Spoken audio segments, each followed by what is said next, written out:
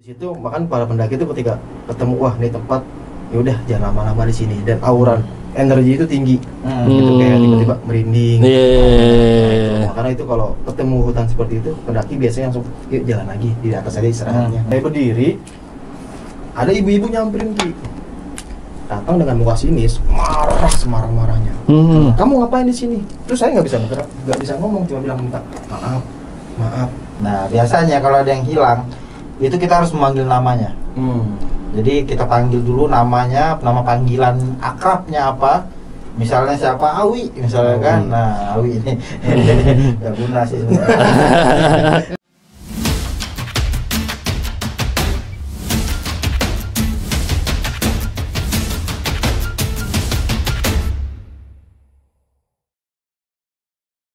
Suka-suka mistis. Suka-suka gue. Serupaan. Harus serius. Mode horor.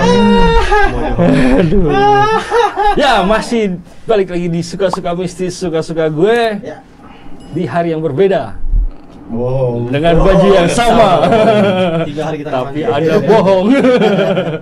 Ya, masih di channel kita, ini sambungan dari yang video sebelumnya. Nah, di part 2-nya. Jadi kali ini yang pertama kita perkenalan dulu sama Bang Badu ya, gimana pengalaman dia segala macam. Nah kali ini barulah kita bahas sedikit yang lebih dalam lagi dunia pendakian. Nah dunia pendakian ya. Gitu. Itu pendakian. Pendakian. Ini mau serius ya kan? Bang, kenapa memilih nama Badru, Bang? dari ibu. saya nggak bisa milih. Oh iya. Salah. Bukan caps lock-nya itu loh.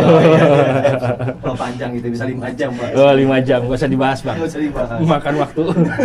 Baru baca bentar lagi. Oke. Bang, nah ini sempat viral juga berita tentang hilangnya seorang pendaki di Gunung Lawu, Bang. Iya. Si bisa sebut nama ya? Iya. Si Alwi. Oke, Alfi ya. Alfi apa Alwi? Alfi. Itu Alwi ini. Alfi apa? Alfi. Nah, itu Awi. Apakah sampai hilang sampai sekarang atau gimana? Gue nggak ikutin. Menurut berita dan informasi yang terupdate gitu ya, sampai sekarang belum ditemukan jasadnya atau tulang bentulangnya gitu ya. Entah jatuh di mana, entah banyak yang bilang dibawa sama alam lain, kita nggak tahu juga. Dan punya kehidupan lagi gitu katanya. Iya, katanya. Nah itu benar nggak sih sebenarnya cerita-cerita seperti itu tuh Bang? Menurut Abang saya sebagai pendaki. Iya, gue baru mau nanya. Telat. Sebagai pendaki ini Bang ya. Iya, Nah, Gue bobot lagi. benar nggak sih mitos itu? Kita tuh hilang di gunung itu sebenarnya nggak mati tapi dibawa ke dimensi lain dan masih hidup sebenarnya. Kalau bahas itu mungkin saya bukan di ranahnya ya. Ya, Tahu, tapi bukan di- menurut pendaki aja. Nah, saya punya teman tuh yang bisa jelasin itu. Ya, ada namanya Ki Geni. Oke, nanti ada. Nah, nanti ini dari Abang lu ya sebagai pendaki, nanti dari kikininya gimana? Kalau secara logikanya ya, Ya. mungkin almarhum Alfi nih dari sudut pandang saya sebagai pendaki juga. Jadi ketika dia jalan gitu, dia mungkin namanya sendiri itu panik, Bang. Sendiri itu bikin sugesti lebih tinggi. Entah mungkin ada suara keras, terus mungkin ada suara dia panik, dia lari. Entah dia tersesat, entah dia jatuh di jurang, dan itu nggak ditemukan. Dan jurang itu jarang dieksplor atau dieksplor sama pendaki-pendaki, bahkan tim SAR. Gitu. Mungkin tulang bentulangnya itu jatuh di jurang yang jauh dari jalur Jangkauan ya? utama. Iya. Karena tim SAR atau Basarnas itu bisa dari jalur utama itu dia mau ekspor hanya di berapa kilometer, nggak mungkin langsung semua hutan di misalkan nih, Sistem kerjanya begitu ya? iya, misalkan nih dia di mana terakhir ditemu dilihat gitu ya. Nah dia dilihat jalur sini, oke di sisi tuh jalur situ, sekitar Radius berapa kilo tuh, Bang? Berapa kilo, 1 kilo sampai 2 kilo biasa. Oh 1 kilo sama 2 kilo doang ya? Itu pun kalau udah benar-benar di situ ya. Tapi kalau cuma dinyatakan atau belum divonis di situ, cuma dilihat sekitar nggak ada, jalan lagi kan. Mungkin si Alfi ini dia itu tersesat, entah dia masuk ke hutan yang bener-bener rimbun, jarang dieksplor atau dikunjungin, mungkin dia jatuh di satu jurang Iya. dan nggak bisa ditemukan sampai sekarang mungkin kalau secara logika Itu kemungkinan secara logika. Nah, kalau dari segi mistisnya, Dari segi mistis, biasanya di setiap tempat-tempat yang seperti gunung, seperti apa ya, kayak hutan gitu. Biasanya kalau kita masuk ke sana pasti sebelum itu kita doa dulu. Terus pasti ada sebuah salam hormat lah kepada tertua-tertua dahulunya ataupun pada rijalul goibnya. Karena ada sebuah dimensi lain di tempat-tempat yang memang tidak sering dilewatin orang. Nah, gerbang-gerbang goib ini tadi, tapi ini bisa mengarah ke arah kecelakaan. Gitu. Jadi bukannya mereka masuk ke dimensi goib sampai sekarang mereka di sana, enggak. Biasanya masuk ke dimensi goib itu hanya sementara. Sesaat ya. Sesaat, terus ada saja itu yang masuk ke dalam pikirannya untuk jalan ke tepi jurang, untuk terpeleset, untuk yang mereka itu sehingga disesatkan semakin jauh dan ketemu dengan makhluk-makhluk buas, binatang-binatang buas. Gitu. Jadi sehingga begitu dicari susah ditemukan. Berarti setuju lagi ya dengan ini ya? Gue setuju. Jadi gini, jangan pernah selalu menyalahkan dimensi goib nih masuk. Gitu loh. Sama halnya orang yang tenggelam. Karena gue sering banget dipanggil orang untuk menemukan orang tenggelam. Itu bukannya berarti mereka masuk ke kerajaan goib. Iya. Oke, awal-awal mungkin ada campur tangan dari bangsa goib ini tadi karena lemahnya iman, kurangnya doa, kurangnya kehati-hatian di saat mereka masuk hutan, masuk ke laut, sungai. Nah, di situ dimanfaatkanlah alam bawah sadarnya, pikirannya, hatinya berkecambuklah di situ sehingga mereka ini disesatkan. Di saat disesatkan, mereka itu disesatkan kepada bencana, bahaya-bahaya. Diarahkan ke sana gitu ya. Iya. Nah, jadi bukan seutuhnya mereka itu masuk ke dimensi goib. Mungkin dimensi goib itu cuma sementara. Di awalnya aja mungkin ya dia masuk ke dimensi goib gitu ya. Tapi selanjutnya ke sananya itu mereka tuh udah dicelakakan maksudnya dia karena ada musibah aja gitu ya. Orang yang masuk ke dimensi goib itu pikirannya sudah linglung. Sama halnya kita dihipnotis. Iya. Itu semua pikiran udah blank. Yang kita lihat cuma ada kayak pasar. Makanya sering tuh orang masuk ke naik gunung, masuk hutan, sering tuh masuk ke pasar. Kayak rumah penduduk banyak nih. Terus banyak nih yang ngajak bicara. Ada yang ngajak bicara nenek-nenek, kakek-kakek, anak kecil.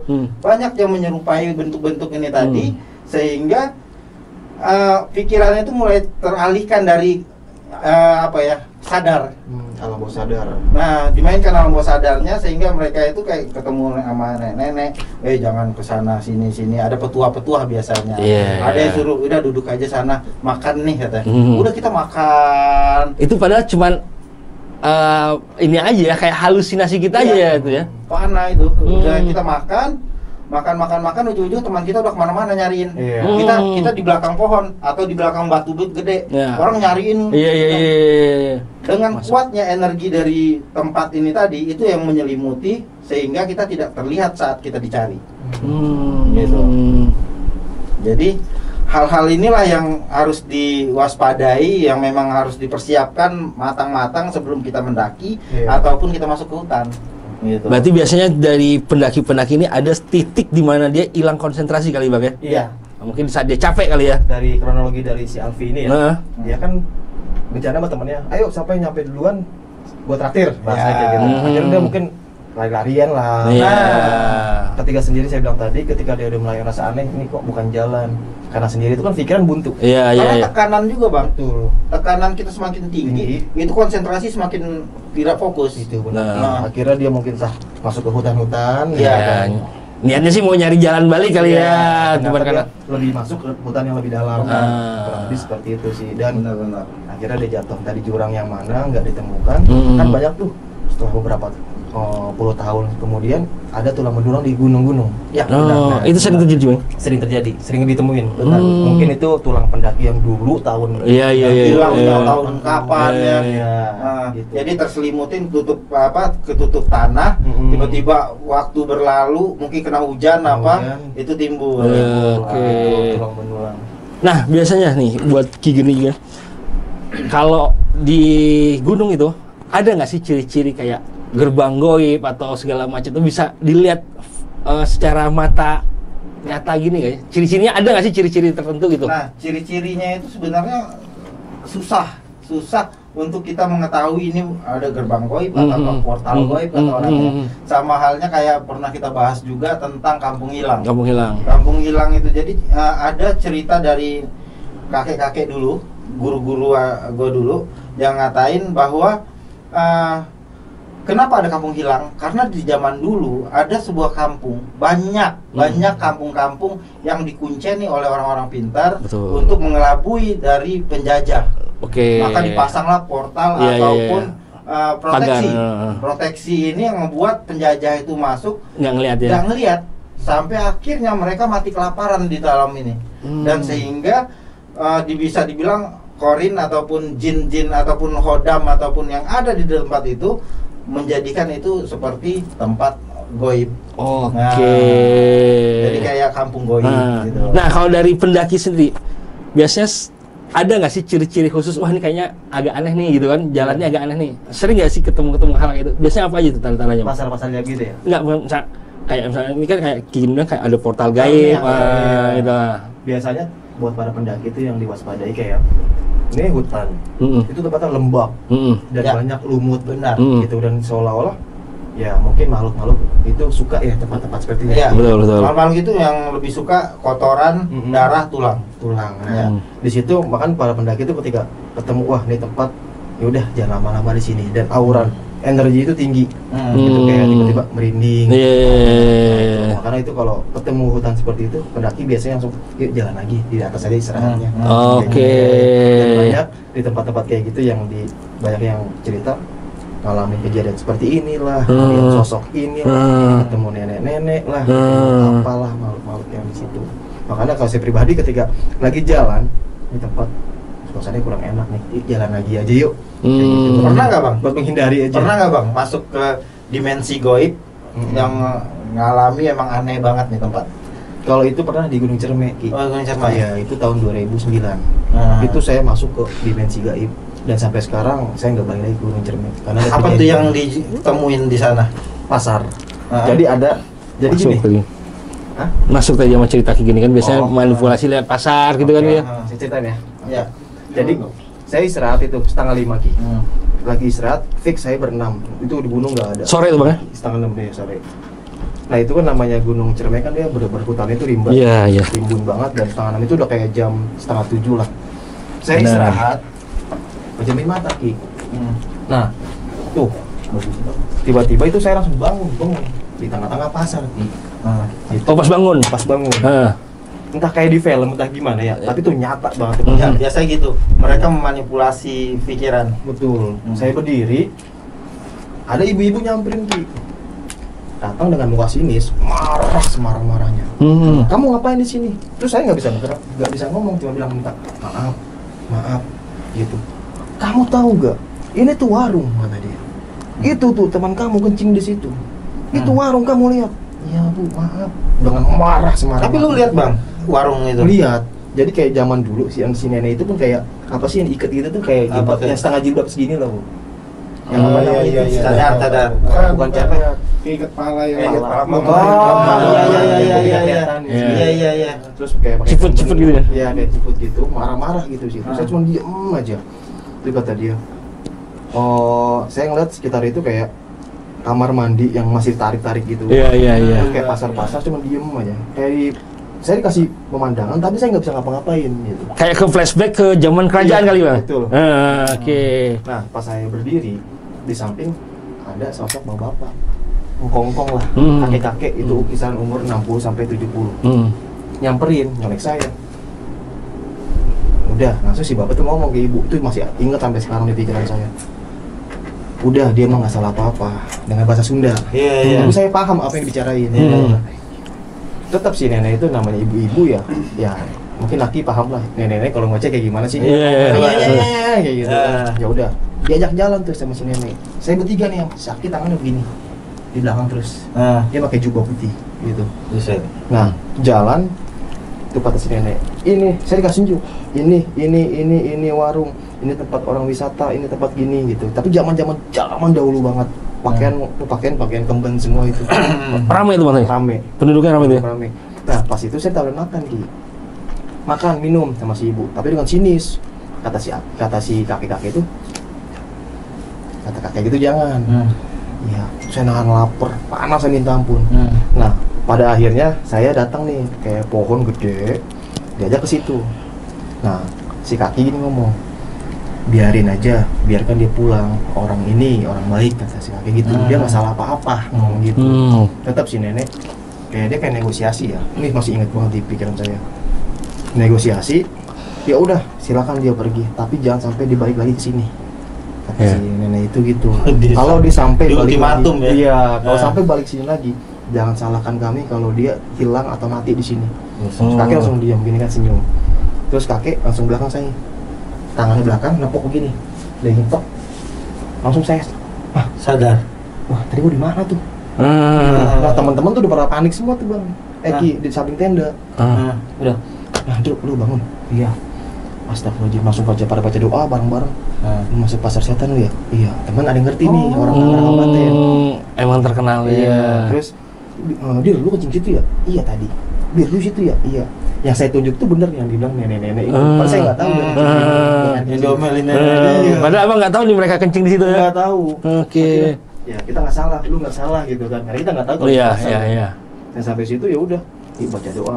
Itu bang sepanjang malam godaan bang kayak suara gemuruh pasar, wah ramai sekitar masih kayak ada teror jadi gitu. Kayak ada fenomena pasar yang masih aktif gitu ya. Iya. Sampai situ ya udah. Ada suara angkot nggak bang? Kuda. Itu udah sampai sekarang belum balik ke Cermai lagi. Belum sampai saat ini. Belum mau. Ayo. Karena ya ngeri juga sih. Nah, sepengalaman lu nih, kan lu udah naik gunung sana sini nih. Di saat naik gunung tuh ada nggak sih di beberapa gunung tuh ada ritual tertentu sebelum lu naik? Iya. Yang udah lu tahu gitu ya. Boleh deh dikasih ini ke teman-teman biar tahu di gunung ini yang gunung lumrah lah. Iya, jadi pernah juga waktu di Kalimantan Barat, Gunung Bukit Raya gitu. Dia sebelum naik itu emang ada ritual adat. Jadi kayak motong ayam gitu, terus dibaca-baca doanya adatnya dia gitu kan. Terus saya sebagai yang jamaah lah bisa dibilang ya, cuma bisa diem. Terus si bapak itu bilang adat dia suku Dayak kan ya. Saya baca doa agama saya, kamu baca doa agama kamu gitu. Jadi kita ritual ini ya masing-masing percayaan. Iya. Nah dikasih lah dipotong ayam, cuma ini aja nih darahnya di sini, di berapa titik gitu ya. Terus sama di sini, sama di mana lagi ada 5 titik kalau nggak salah itu. Nah sampai situ tangan biasanya. Iya tangan ya bener Ki ya. Terus sampai situ nanti di atas ketika ketemu raksasa, kamu masih lihat potensi Gunung Latifah gitu ya Pak. Iya karena pendaki. Nah terus karena pendaki sering ditangkapi sama raksasa itu. Dan pernah juga di daerah Sulawesi, Gunung Latifah di warga sekitar pun sama gitu. Cuma ritualnya itu enggak di atasnya jangan seperti ini gitu sih. Dan itu saya respect banget sama kepala adat warga sekitar yang benar-benar perhatian sama pendaki. Iya. Bukannya ribet sih. Ada yang bilang ribet banget mau naik gunung aja. Justru mereka ngelakuin itu karena mereka peduli sama pendaki. Betul. Ya, gitu. Jadi terkadang banyak pendaki-pendaki ini yang ngerasa ini apaan sih? Gitu. Bahkan juga ada yuk ketua adat yang kamu lagi haid ya, cewek itu lagi datang bulan, jangan naik ya. Padahal dia sayang gitu sama pendaki itu. Iya. Lu jangan haid, takutnya kenapa-napa di atas gitu. Terus ada nggak bang, lu sering nggak ketemu di tempat di atas gunung gitu, tempat-tempat orang naruh sajen? Nah itu sih. Itu tuh seru tuh. Sering ketemu? Ya, sering. Itu di Gunung Lawu banyak banget. Gunung Lawu paling banyak. Panjang jalan itu kayak sajen. Yang sebelah kiri tuh boy masang tuh. Ayam bakar ya. Nah bagi para pendaki sendiri bang, hal-hal kayak gitu, ada nggak sih kadang pendaki yang konyol gitu, iseng dimakanin gitu? Banyak banget. Banyak ya. Banyak. Dan ada apa yang terjadi sama mereka bang? Ada ini nggak? Nah, boleh nih. Dapat cerita nih. ya bisa dibilang cerita temen ya. Iya.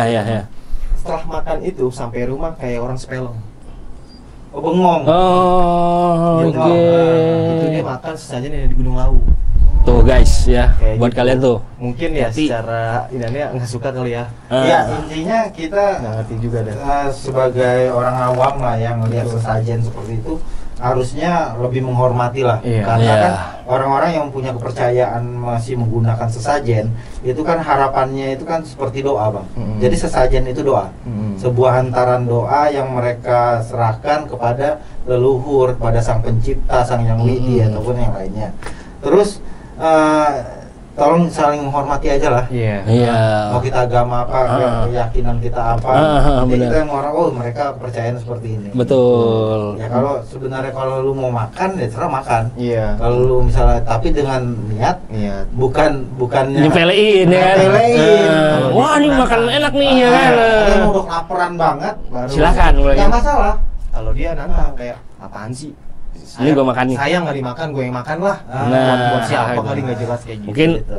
masukan buat pendaki-pendaki nih, kalau ketemu sajen, lu boleh makan tapi dengan niat yang baik. Betul. Ya, jangan Kecuali disepelein. udah kehabisan nih, Iya. kehabisan stok makanan nggak ada lagi. Silakan. Ya itu seperti sedekah bagi mereka. Eh, Nah. Jangan pula maruk ya kan. Wah, ini ada stok makanan nih. Tambah lagi nih stok makanannya kan. Nah, gitu. Masing-masing ada. Jadi seperti yang Gini bilang tadi, sajen itu salah satu bentuk doa sebenarnya dan kepercayaan yang adat lah Ki ya. Ada budaya. Itu yang harus kita jaga banget gitu, jangan sembarangan gitu kan. itu. Jadi Jadi Gunung banyak sarana sama warga sekitar. Hmm. Kayak gitu sih, banyak banget. intinya kalau misalkan ini ada sedikit apa ya, kayak evakuasi lah ya, Iya. untuk teman-teman misalnya ada yang hilang dari sisi spiritual, Bang. Iya. Nah biasanya kalau ada yang hilang itu kita harus memanggil namanya. Jadi kita panggil dulu namanya, nama panggilan akrabnya apa. Misalnya siapa, Awi misalnya kan. Nah Awi ini nggak guna sih sebenarnya. Awi, jadi itu dipanggilin dulu karena Oke. takutnya untuk membangkitkan alam bawah sadar dia dulu. Oke, Jadi, ya, kalau ya. dia terjebak di dimensi gaib, itu dipanggil, disebutkan namanya, dia pasti langsung kaget, Bang. Itu masukan Itu tuh. triknya, Bang. Kedua, kalau emang udah hilang banget, baru kita telepon tim Bisa. bersangkutan. Oh itu gini kejadian waktu di Gunung Semeru kali ya Ki ya. Iya. Jadi porter saya panggil Anis. Yang tadi, ya. Iya. Itu untuk membangkitkan alam bawah sadar dia. Kaget. Kalau orang kena hipnotis itu kita tepok. Iya. Oke. Kalau orang yang masuk ke gerbang goib, dimensi goib, itu biasa harus kita panggil nama akrabnya apa. Jangan pula nama panjang ya kan? Jangan. Dengan nama misalnya Ferdi nih, Iya. tapi sering dipanggil Kentung gitu kan. Lu panggil Kentung. Oke. Tung, kan. Jangan Ferdi, jangan. Jangan, nggak mau dia. Nggak Iya. mau. Ferdi anak baik. Iya. Nah, jadi itu tips dari Ki Gini ya, saat kalian berada di gunung, ada teman atau pendaki yang hilang, tips pertamanya itu panggil nama akrab dia. Terus yang kedua, itu ada lagi biasanya kalau di air misalnya orang tenggelam, itu kita melemparkan telur, Bang. Melemparkan telur. Nah, melemparkan telur dengan afirmasi untuk apa ya? Kalau agak sedikit nggak masuk ini ya, cuman Logika ya. nggak masuk logika, tapi ini benar-benar kita pakai biasanya lemparkan telur ayam kampung ke laut. Oke, itu sama kayak ini. Ki, kalau kita nyebrang ke ini ke Pulau Berhala, ya, itu Pulau Berhala itu pasti si yang pengemudi kapal itu Ya. pasti punya stok ayam kampung, pasti dicemplungin ya. Ayam kampung. 7 biji itu biasa di selama nyebrang itu. Biasanya itu seperti sedekah, hanya sedekahnya pertukaran Iya, juga. iya, iya. Jadi ini lo gue tukar, Hmm. tolong dibalikin anak ini, Iya. si jabang bayi ini balikin dengan tujuan walaupun dia meninggal sekalipun kita terima. Gitu. Tuh guys, tuh masukan lagi guys. Jadi kalau lu nyebrang kemanapun, pulau manapun ada orang yang melempar telur, lu jangan aneh gitu kan. Ya. Itu untuk ya. Itu udah turun menurun. Iya, itu udah diajarin. tradisi ibaratnya kan. Nah. Banyak yang lebih ini lagi, ada yang menggunakan potong ayam. Jadi seperti sedekah. Iya, ataupun iya, iya. Mengundang yang makhluk yang ngambil dia tadi. Hmm. Kita panggil, ataupun ada juga metode yang menggunakan penarikan sukma. Jadi penarik sukma si ini ditarik, ditanyakan di mana tubuhmu. Hmm. Gitu. Biasanya gitu. Aku kalau untuk yang di gunung gua pasti narik sukma. Alhamdulillah sih udah ada banyak lah ngebantu. Ya, gitu. Jadi misteri-misteri gunung hilang, orang hilang di gunung tuh banyak banget ya. Banyak banget dan itu semua terjadi karena kesalahan diri sendiri. Karena balik-baliknya adalah koreksi diri sendiri. Nah, Ya, benar. Jangan pantangan-pantangan di gunung itu harus benar-benar kita waspadai, jangan lu anggap remeh ya kan. sebelum mendaki itu konsultasi dulu. Nah, tuh seperti yang Bang Badru bilang kemarin. Konsultasi per jam berapa? Murah amat. Sama siapa nih? Sampai penting subscribe ya.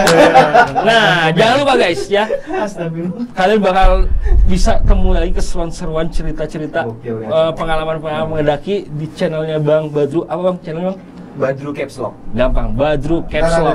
Nah, itu ya, atau di deskripsi kita juga biasa kita cantumin, lah bisa langsung klik, langsung masuk ke channelnya Bang Badru. Oke, jangan lupa di subscribe ya.